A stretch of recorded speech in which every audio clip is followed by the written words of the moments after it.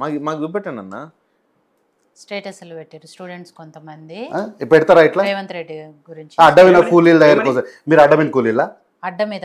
అడ్డ మీద కూలీలకు దగ్గరకు వస్తున్నా గుంపు మేస్త్రి. మేము ఒప్పుకుంటాం సార్, మేము గుంపు మేస్త్రిలమే, మేము పాలమూరు వాళ్ళం, మేము గుంపు మేస్త్రులు మాతోనే ఉంటారు, మేము గుంపు కట్టడం మా వృత్తి, మేము గుంపు మేస్త్రి మేము ఒప్పుకుంటాం. మీరు అడ్డమైన కూలీలను ఒప్పుకుంటారా? చెప్పండి ఇప్పుడు, చెప్పండి ఇప్పుడు. ఇది ఎవరు తయారు చేశారు? మీరు తయారు చేసిరా? ఇది తయారు చేసిన వాళ్ళు ఎవరు చెప్పండి? దీని గురించి ముఖ్యమంత్రి గారు మాట్లాడింది ఏంది? వాట్సాప్ యూనివర్సిటీలు అని అందుకే మాట్లాడింది. ఎవరు ఇట్లా ఎవరు తయారు చేశారు? దీన్ని ఎవరు వైరల్ చేశారు? ఎక్కడ పుట్టింది? మీటింగ్ లో ఉన్న వాళ్ళంతా ఎన్ఎస్ఐ యూత్. తప్పేముంది? ఏమైంది? తప్పే ఉంటే ఏమైంది?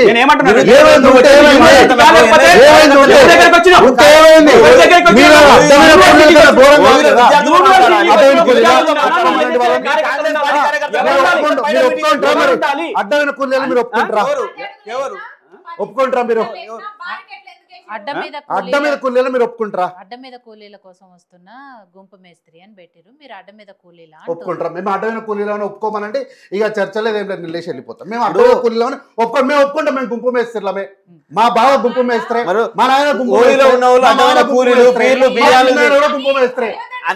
మీరే అన్నారు కదా అడ్డమైన కూలోళ్ళు బిర్యానీలకు బీర్ల లొంగిపోయిన వాళ్ళు అని చెప్పి వాళ్ళ దగ్గరికి ఎందుకు వచ్చారు? మరి మీరు ఎందుకు వచ్చారు? మీరు రేవంత్ రెడ్డి గారు అన్నారు కదా ఎన్నికలు అప్పుడు వాళ్ళ అనుకూలంగా మాట్లాడుకుంటారు. అడ్డ కూలీలు బిర్యానీ తినడం బీర్లు తాగడం అని చెప్పి మీరే కదా. మరి అడ్డ మీద కూలీలు మీరు ఎందుకు వచ్చారు? అంటే మీరు కూలీలోనా? మీరు కూడా కూలీలోనా? వద్దని చెప్పేసి మాట్లాడుతున్నారు. ఎన్ఎస్ఐ కార్యకర్తలతో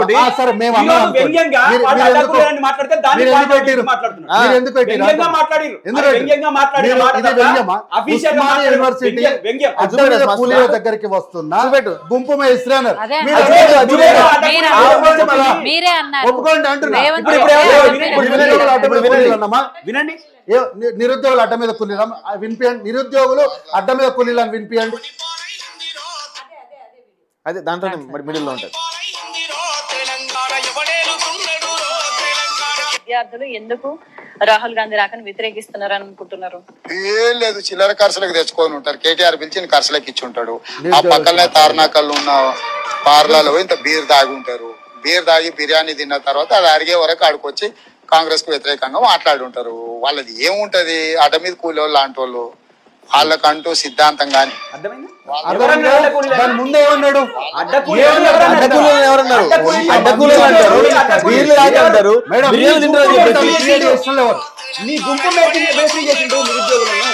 విద్యార్థులు ఎందుకు రాహుల్ గాంధీ రాకని వ్యతిరేకిస్తున్నారు? విద్యార్థుల ముందు ఏమన్నారు చెప్పాలి. లేదు, చిల్లర ఖర్చులకు తెచ్చుకొని ఉంటారు. కేటీఆర్ పిలిచి ఖర్చులకు ఇచ్చి ఉంటాడు.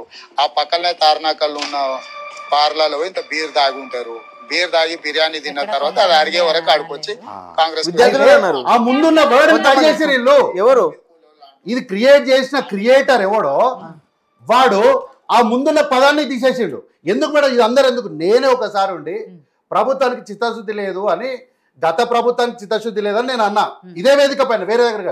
ఈ గతమని తీసేసి ప్రభుత్వానికి చిత్తశుద్ధి లేదని చెప్పి కాంగ్రెస్ నాయకుడు అన్నాడని చెప్పేసి ఆ వీడియో యాక్సిస్గా పెట్టి నా దగ్గరకు వచ్చింది. ఇది దీని ఒరిజినల్ వీడియో ఏంటంటే ఇదే వేదిక, మీరే యాంకర్ ఉన్నారు, మీరే జర్నలిస్టు, ప్యానల్ వేరేది. నేను గత ప్రభుత్వం అంటే గతం అనే పదాన్ని తీసేసారు. ఇప్పుడు అలా కొంతమంది విద్యార్థులను దాన్ని మెన్షన్ కూడా చేసిందామా? ఆ మెన్షన్ చేసిన దాన్ని తీసేసి ఆ విద్యార్థుల దగ్గర నుంచి పెట్టి దీన్ని వైరల్, దీన్ని సృష్టించారా? కొంతమంది సరే, కొంతమంది మీ ఆర్గ్యుమెంట్ ప్రకారమే కొంతమంది మీ మధ్యలో ఉన్న కొంతమందిని గుర్తించండి అని లేదు. కొంతమంది పార్టీల వాళ్ళకి వత్తాసు పలుకుతోనో లేకపోతే వాళ్ళ సపోర్ట్ తోనో ఇలాంటివన్నీ చేస్తున్నారు.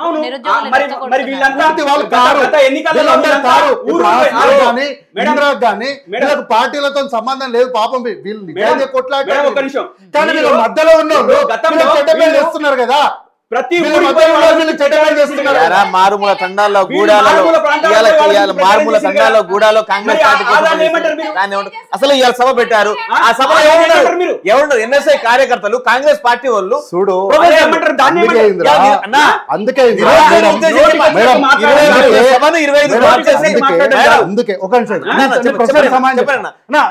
ప్రశ్నకు సమాధానం అయితే ఆ హాల్లో ఎవరున్నారని ఇంద్ర అడుగుతున్నాడు కదా.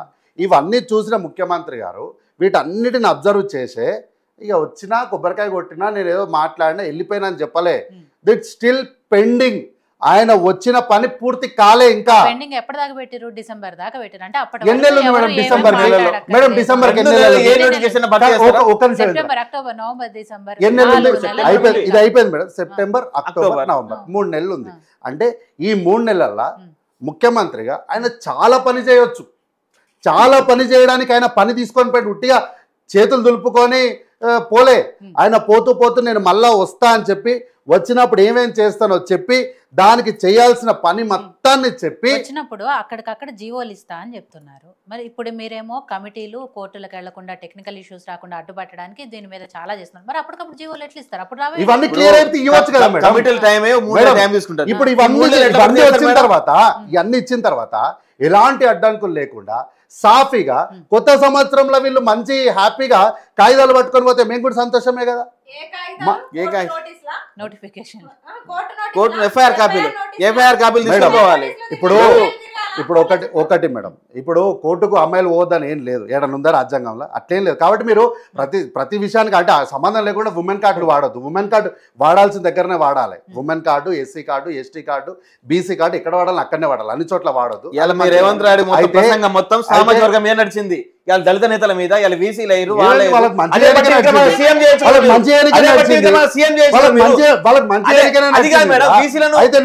పెట్టినప్పుడు అదే సీఎం చేయొచ్చు కదా, ఇంకా బాగుపడుతుంది సమాజంలో. దళితులను వీసీలను చేసినప్పుడు దళితులను సీఎం చేయొచ్చు. అదే దళితులను సీఎం చేస్తా అని చెప్పి మొత్తం అయిపోయిన తర్వాత దళితులు ఈ రాష్ట్రాన్ని ముందుకు నడిపించలేరు అని చెప్పి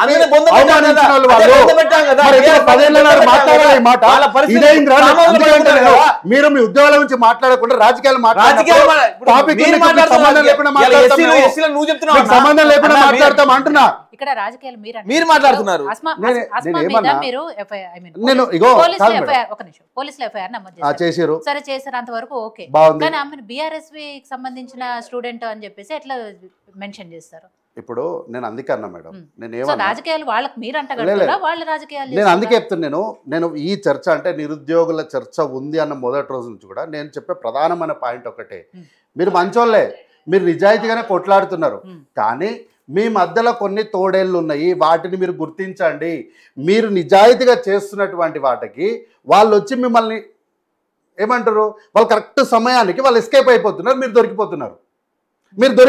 వాళ్ళు ఎస్కేప్ అయిపోతున్నారు, వాళ్ళు ఎక్కడ ఫ్రేమ్ లోకి వస్తలేరు, మీరు మాత్రం అన్యాయం అయిపోతున్నారు. విషయం ఏంటంటే ఇప్పుడు సరే అస్మాను లేకపోతే ఇంద్రాను ఇంకోరు బీఆర్ఎస్ స్టూడెంట్సే అనుకుందాం, వాళ్ళు నిరుద్యోగులు గారా? వాళ్ళు అడగకూడదా ఉద్యోగాల్ని? నేను అందుకే అంటున్నాను మేడం, వీళ్ళు ఆస్మా కానీ ఇందిరా కానీ ఇట్లా వీళ్ళు కొంతమంది ఉన్నారు. అంటే వీళ్ళది ఒక అంటే టీం అంటే మళ్ళీ వీళ్ళందరూ ఒక కూడగలుపుకున్న వాళ్ళు ఏం కాదు. అంటే వీళ్ళ మనస్తత్వం కలిగిన వాళ్ళు కొంతమంది ఉన్నారు. వాళ్ళు పాపం నిజాయితీగానే అడుగుతున్నారు, మాకు ఉద్యోగాలు కావాలి, మేము రెడీగా ఉన్నాము, మేము ఉద్యోగాలు మాకు ఎగ్జామ్స్ పెట్టండి, నోటిఫికేషన్ చేయండి, మేము రాస్తాము, మేము ఉద్యోగాలు తెచ్చుకోండి. కొంతమంది వీళ్ళు కరెక్ట్గానే ఉన్నారు, కానీ వీళ్ళు ఒక నిరసన తెలిపారు అనుకోండి. ఎగ్జాంపుల్ అశోక్నగర్లో మనం నిరసన చేద్దామని వీళ్ళు అనుకున్నారు. వీళ్ళు ఒక 100 మంది ఉన్నారు అనుకుందాం. ఈ 100 మందిలో 10 మంది వచ్చి జాయిన్ అవుతున్నారు. 100 మంది గ్రూప్ ఎక్కువ ఉంటుంది కదా, ఈ 10 మంది ఎవరో ఒక్కొక్కరిని ప్రతిసారి మన మొహాలు గుర్తుపెట్టాం కదా, ఈ 10 మంది డిస్టర్బ్ చేస్తున్నారు. కరెక్ట్ సమయం వచ్చేసరికి వాళ్ళు ఎస్కేప్ అయిపోతున్నారు, వీళ్ళు దొరికిపోతున్నారు, వీళ్ళు నిందితులు అవుతారు, వాళ్ళు పారిపోతున్నారు. వీళ్ళ కడుపు కాలుతుంది, వాళ్ళు మంచిగా వాళ్ళు కావాల్సినవి వాళ్ళు తెచ్చుకుంటున్నారు. అందుకే నేను ఏమంట, వీళ్ళంటే వీళ్ళు కాదు, వీళ్ళలో ఉన్న ఈ కొంతమంది ఎవరైతే వస్తున్నారో వాళ్ళు నిరుద్యోగులే. ఏ నిరుద్యోగులు? పేమెంట్ తెచ్చుకుంటున్నటువంటి రాజకీయ నిరుద్యోగులు. వీళ్ళ మధ్యలో వచ్చి వాళ్ళు జాయిన్ అవుతున్నారు, కరెక్ట్ సమయానికి వాళ్ళు ఎస్కేప్ అవుతున్నారు, వీళ్ళు పాపం దొరికిపోతున్నారు. కాబట్టి ఏంటంటే వీళ్ళకు కోపం ఉంది. ఏ కోపం? ప్రభుత్వం మీద కోపం కాదు, పార్టీ మీద కోపం కాదు, మాకు ఉద్యోగాలు వస్తలేవన్న కోపం, నోటిఫికేషన్ లేస్తలేరన్న కోపం. వాళ్ళకి ఆకలి అవుతుంది రోజు. ఎందుకు? 3 పూట మన పొద్దున్న లేచిన తర్వాత మనకు కావాల్సింది ఫుడ్డే. మాకు ఆకలి అవుతుంది, వాళ్ళకి ఆకలి అవుతుంది, ఆకలి నుంచి ఆక్రోషం వస్తుంది, ఆక్రోషంలో వీళ్ళు బయటకు అంతా కక్కేస్తున్నారు, వీళ్ళు దొరికిపోతున్నారు, వీళ్ళు బయట పడుతున్నారు. అసలైన వాళ్ళు ఎవరైతే డిస్టర్బ్ చేస్తారో వాళ్ళు సైలెంట్గా వెనక్కి వెళ్ళిపోతారు, వీళ్ళ ముందుకు దోస్తున్నారు. కాబట్టి నేనేమన్నా మీ మధ్యలో ఉన్న వాళ్ళను చూసుకోండి.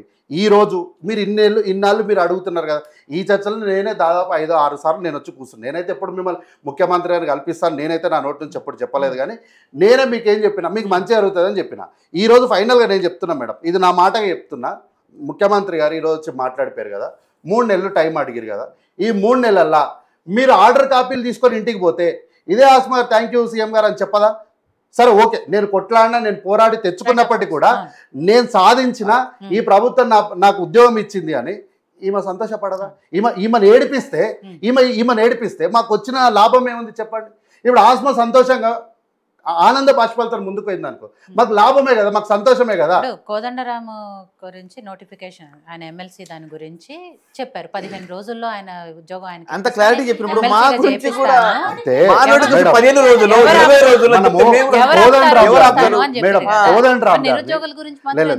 కోదండరామ్ గారిని దయచేసి మనం ఎప్పుడైనా సరే ఒక ఎగ్జామ్షన్ లా చూడాలి. ఎందుకంటే తెలంగాణ ఉద్యమాన్ని మొత్తాన్ని ముందుకు నడిపించిన మీరు తక్కువ చేసి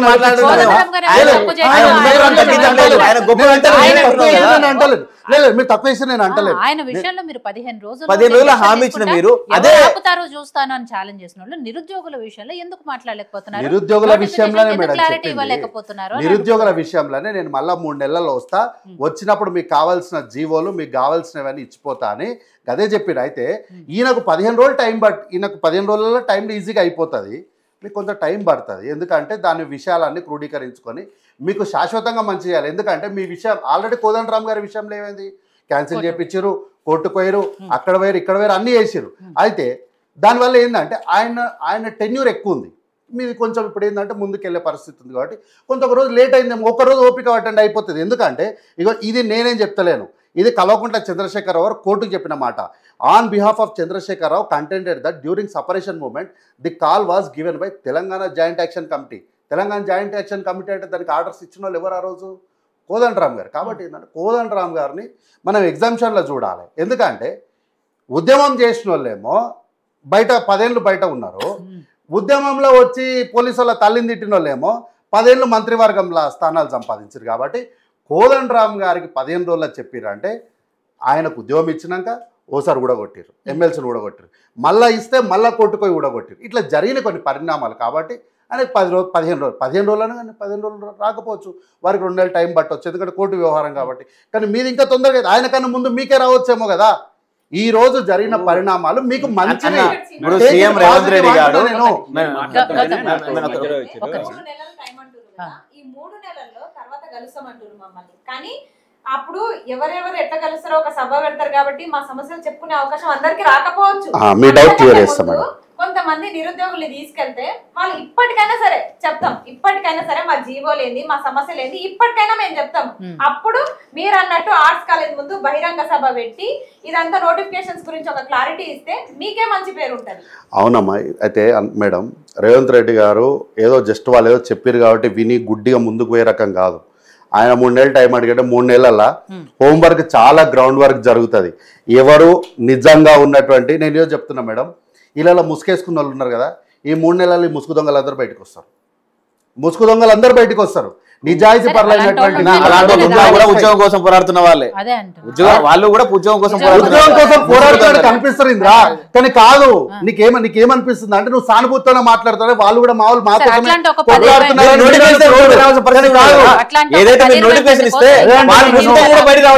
అందుకే వాళ్ళు బయటకు వస్తారు. ఇంకా నోటిఫికేషన్ ఇచ్చి ఉంటే వాళ్ళు కూడా రారు. నేనేమంటారు ఇప్పుడు నీకు అంటే నీకు అంటే నాట్ రిప్రజెంటింగ్ ఇంద్రా, నీకు అంటే